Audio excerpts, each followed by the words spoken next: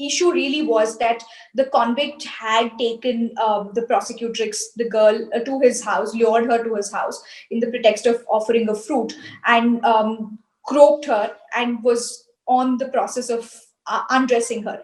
In the meantime, the mother comes and discovers that the child was in fact locked in the convict's house, and the girl is rescued from there. So, this being the case, the provisions that the prosecution laid out on him was sexual assault under the POCSO Act.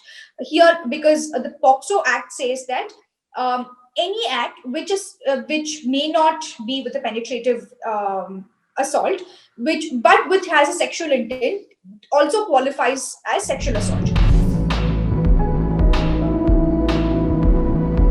The Bombay High Court looks at this and says the minimum punishment for this sexual assault under POCSO Act is 3 years. The punishment ranges from a minimum of 3 years to a maximum of 5 years. The court feels that for an act which is only mere groping of the child, it does not deserve this disproportionate punishment of 3 years. So instead, what the court does is it acquits the man under POCSO and convicts him under IPC for outraging the modesty of a woman, which also carries a minimum sentence of 1 year. To get him out of this hook of sexual assault under POCSO, the court goes through a very restrictive interpretation of what sexual assault is, and says since there was no direct contact with the skin, then that means this is not really sexual assault. That's the court's reasoning to essentially acquit the man under the POCSO Act. Couple of days after the verdict, when it gathered a lot of criticism, the Attorney General for India, K.K. Venugopal, in fact moved the Supreme Court, mentioned this case before a bench headed by the Chief Justice of India, and said that such a restrictive interpretation will actually set a very bad precedent. So the Chief Justice of India took this Attorney General's request on record and said that the order will be stayed. We must remember that the Attorney General of India is the highest law officer of the country. He holds a constitutional office. So he also has a right of audience before any court. So this was when the government had not filed any affidavit. There was no formal appeal or a request for stay that was made before the court. So the Attorney General just orally mentioned it before the Chief Justice of India, which the court allowed and said that now an application for stay can be filed. So as it stands now, the Bombay High Court order has been stayed by the Supreme Court.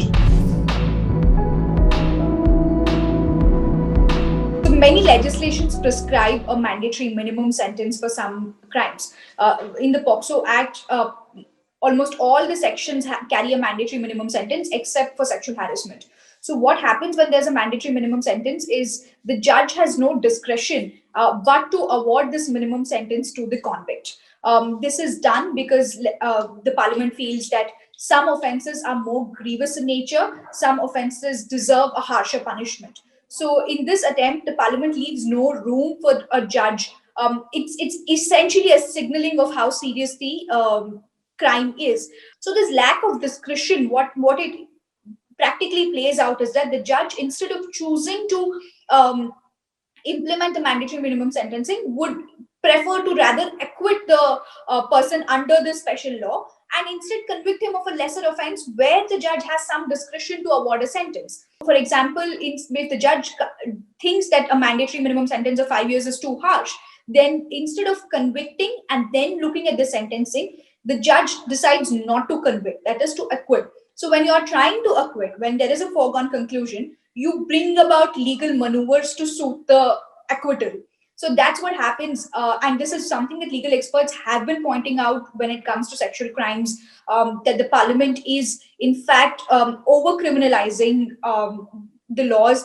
And this is actually having a counterproductive effect of what the parliament intends to. The way forward, as legal experts argue, is not enforcing mandatory minimum sentences, but having a holistic view of sentencing in the country, that is through judicial reform.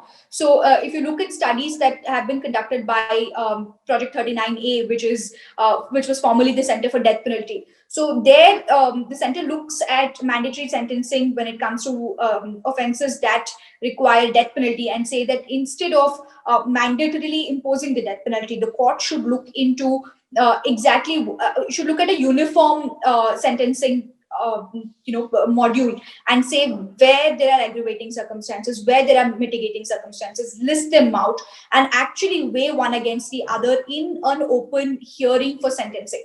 So in many cases, in many small courts across the country, you do not have a separate hearing for sentencing, which is the legal requirement. And often judges invoke very arbitrary references to justify a harsher punishment, which is in death penalty something that we see, which is called collective consciousness of the society. So they say in order to satiate this collective consciousness, the death penalty has to be imposed.